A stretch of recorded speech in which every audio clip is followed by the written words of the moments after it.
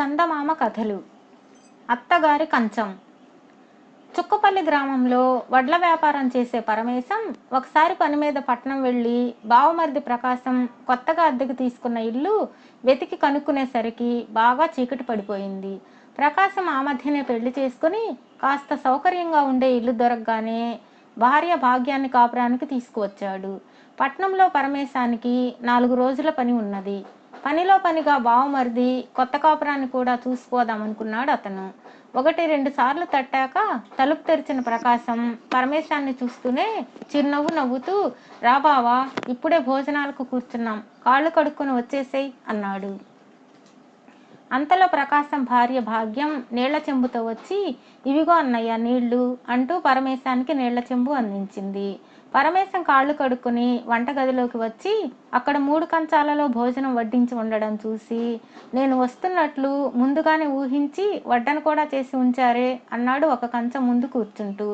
ఆ 3వ కంచంలోనిది అమ్మ కోసం వడ్డించిన భోజనం బావా అన్నాడు ప్రకాశం. అది విని పరమేశం ఒక్క క్షణం నిర్ఘాంతపోయాడు. తన అత్తగారు అంటే ప్రకాశం తల్లి 5 ఏళ్ల క్రితం పోయింది. ఆవిడ కోసం ఇప్పుడు కంచంలో భోజనం వడ్డించడం ఏమిటి?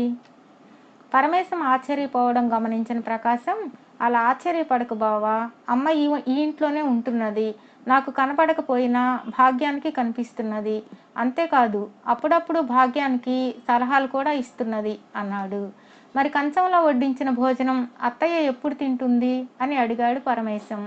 మేము భోజనం చేసి అత్తయ్య గారి కంచం మీద మూత పెట్టేస్తాం. తెల్లవారేసరికి కంచం ఖాళీగా ఉంటుంది అన్నది భాగ్యం. అయితే ఈ పూట ఇది నేను తినేస్తే అత్తయ్య భోజనం మాట ఏమిటి అని అనుమానంగా అడిగాడు పరమేశం. నువ్వు మొహమాట పడకుండా భోజనం చెయ్యి, అత్తయ్య గారి కోసం నేను మళ్ళీ వండుతాలే అన్నది భాగ్యం నవ్వుతూ. బావా బావమరుదులిద్దరూ భోజనాలు ముగించి కబుర్లు చెప్పుకోసాగారు. భాగ్యం అత్తగారి కోసం వంట ప్రారంభించింది. మాటల మధ్యంలో ప్రకాశం ఆనందంగా, నేను చాలా అదృష్టవంతుణ్ణి బావా, బతికున్న అత్తలకు అన్నం పెట్టక చంపే కోడళ్ళున్న ఈ కాలంలో కంటికి కనపడని అత్త కోసం రెండోసారి ఓపిగ్గా వంట చేస్తున్నది భాగ్యం. అమ్మకు భాగ్యం అన్నా భాగ్యం చేతి వంట అన్నా చాలా ఇష్టం అన్నాడు. ఆ రాత్రి భాగ్యం పరమేశానికి ముందు గదిలో పడక ఏర్పాటు చేసింది. అతను సూర్యోదయానికి కొంచెం ముందుగా నిద్రలేచాడు. ఇంకా ప్రకాశం దంపతులు నిద్రపోతూనే ఉన్నారు. పరమేశం వంటగదిలోకి వెళ్ళి అత్తగారి కోసం వడ్డించిన కంచం మూత తీసి చూశాడు. అది ఖాళీగా ఉన్నది. అతడికి ఎక్కడలేని ఆశ్చర్యం కలిగింది. పరమేశం ఆనాటి సాయంత్రం పని చూసుకొని ఇంటికి తిరిగి వస్తుండగా ప్రకాశం భాగ్యం దారిలో ఎదురయ్యారు. ప్రకాశం అతడితో, బావా, ఇంటి తాళం చెవి పక్క ఇంటి వాళ్ళని అడిగి తీసుకో, నీ దగ్గర ఒక 400 ఉంటే ఇవ్వు, జీతం రాగానే ఇచ్చేస్తాను అన్నాడు. పరమేశం అతడికి 400 ఇచ్చాడు. ఆ రాత్రి దంపతులిద్దరూ ఇంటికి తిరిగి వచ్చారు. భాగ్యం చేతిలో ఒక కొత్త పట్టు చీర ఉన్నది. ఆమె గోడవారుగా ఉన్న కుర్చీ దగ్గరకు వెళ్ళి అక్కడ అత్తగారు కూర్చుని ఉన్నట్లుగా, ఇదిగో అత్తయ్య, మీరు చెప్పినట్లే నీలం పట్టు చీర కొన్నాడు మీ అబ్బాయి, నచ్చిందా అంటూ చీర రంగు అంచు అన్నీ చూపింది. తరువాత ఆమె భర్తతో, కట్టుకోవలసిన దానివి నువ్వు, నీకు నచ్చితే చాలు కదా అంటున్నారు అత్తయ్య గారు అన్నది. ప్రకాశం తృప్తిగా తలాడించాడు. రాత్రి భోజనాల దగ్గర భాగ్యం అత్తగారికి వడ్డన చేసిన కంచం కేసి చూస్తూ, అదేమిటి అత్తయ్య, ఇంటికి వచ్చిన అల్లుణ్ణి వెళ్ళిపోమ్మనడం ఏం మర్యాద అన్నది. ఏమిటి భాగ్యం, అమ్మ ఏమంటున్నది అని అడిగాడు ప్రకాశం ఆత్రంగా. అత్తయ్య గారికి తన కూతురు ఇంట్లో ఒంటరిగా ఉండడం లేదని బెంగ. తల్లి ప్రాణం కదా, అన్నయ్యను రేపు వెళ్ళిపోమ్మని చెప్పమంటున్నది అన్నది భాగ్యం. పరమేశం నవ్వి, అత్తయ్యకు చెప్పు, ఎల్లుండి పొద్దునే వెళ్ళిపోతాను, రేపటితో ఇక్కడ నా పని తప్పక అయిపోతుంది అన్నాడు.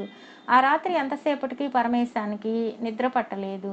ఒక రాత్రి వేళ మంచినీళ్ల కోసం వంటగదిలోకి వెళ్ళి అక్కడ దృశ్యం చూసి నిర్ఘాంతపోయాడు. అంతకుముందు తమతో పాటు భోజనం చేసిన భాగ్యం అత్తగారికని వడ్డించిన కంచం ముందు కూర్చొని ఆబగా మళ్ళీ తింటున్నది.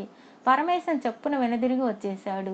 మర్నాటి రాత్రి భోజనాల దగ్గర కూర్చున్న పరమేశం చెప్పున పీట మీద నుంచి లేచి వాకిటికేసి చూస్తూ, నువ్వా మామయ్య, రారా అన్నాడు ఆశ్చర్యంగా. ప్రకాశం తల తిప్పి పరమేశం చూస్తున్న వైపు చూసి, ఎవరొచ్చారు బావా, ఎవరూ కనిపించడం లేదే అన్నాడు. నీకు కనిపించడం లేదా? 6 ఏళ్ల క్రితం పోయిన మీ నాన్న వచ్చాడు అన్నాడు పరమేశం. ఆ తర్వాత పరమేశం తన కంచం ముందు కూర్చుంటూ, కూర్చో మామయ్య, నీకోసం మరొక కంచంలో వడ్డన చేయిస్తాను అన్నాడు. భాగ్యం నమ్మలేనట్లు చూస్తూ మరొక కంచం తెచ్చి భోజనం వడ్డించింది. బాగున్నావా మామయ్య, ఏమిటిలా వచ్చావు అని కంచం కేసి చూస్తూ అడిగాడు పరమేశం. 1-2 క్షణాలు గడవగానే ప్రకాశం పరమేశాన్ని, నాన్న ఏమన్నాడు బావా అని అడిగాడు. మరేం లేదు, మీ అమ్మ ఇక్కడున్నది కదా, తీసుకువెళ్ళడానికి వచ్చాడట. ఇక ఇద్దరూ పైలోకాలకు వెళ్ళిపోతారట. కోడలికి ఇక అత్త కనపడదని బాధపడవద్దని చెప్పమన్నాడు. మీ ఇద్దరిని ఆశీర్వదించి ఇప్పుడే వెళ్ళిపోతారట అని చెప్పాడు పరమేశం. నాన్న ఎప్పుడూ ఇంతే బావా, ఒట్టి తొందరపాటు మనిషి అన్నాడు ప్రకాశం నిష్ఠూరంగా. భాగ్యం పాలిపోయిన మొహంతో ఏమీ అర్థం కాని దానిలా ఇదంతా చూడసాగింది. ఆ మర్నాడు చీకటితోనే లేచి తన ఊరు వెళ్ళిపోయాడు పరమేశం. అతడి పక్క దుప్పటి తీసి దులుపుతున్న భాగ్యానికి ఒక కాగితం కనిపించింది. అందులో ఇలా ఉన్నది: నిన్ను నా సొంత చెల్లెలుగా భావించి ఈ ఉత్తరం రాస్తున్నాను. నువ్వు ప్రకాశానికి తల్లి మీద ఉన్న ప్రేమను, నమ్మకాన్ని తెలివిగా నీ స్వార్థానికి వాడుకుంటున్నావు. కొత్తగా కాపురానికి వచ్చిన నువ్వు నీ తిండి పుష్టికి సిగ్గుపడి అత్తగారి నాటకం ఆరంభించి ఉంటావు. అత్తగారి పేరు మీద తాహతకు మించి నీ భర్త చే తప్పులు చేయించి చీరలు సారెలు కొనిపిస్తున్నావు. ఇంటికొచ్చిన బంధువులను సాగనంపడానికి కూడా అత్తగారిని అడ్డం పెట్టుకుంటున్నావు. నీ అత్తగారి నాటకానికి తెరదించేందుకు నేను మామగారి నాటకం ఆడాను. ఇదంతా నీ మేలు కోసమే. సరే, ఈ జరిగిన దానికి నా మీద నీకు కోపం లేదనుకుంటాను. వచ్చే పండక్కి మీ ఇద్దరూ తప్పక మా ఇంటికి రావాలి. ఉత్తరం చదివిన భాగ్యానికి ఇంతకాలంగా తానెంత అనాగరికంగా ప్రవర్తించింది అర్థమైంది. అంతలో ప్రకాశం పడక గది నుంచి బయటకు వస్తూ, ఏమిటి, ఏదో చాలా దీర్ఘంగా ఆలోచిస్తున్నట్లున్నావు అని అడిగాడు. మరేం లేదు, మనం పెళ్ళయ్యాక మొదటిసారిగా ఇంటికొచ్చిన అల్లుడికి బట్టలు కూడా పెట్టలేదు. ఈ రాబోయే పండక్కి అన్నయ్యకు వదినకు మనమే కొత్త బట్టలు తీసుకుని వాళ్ళ ఊరు వెళదాం అన్నది భాగ్యం సంతోషంగా.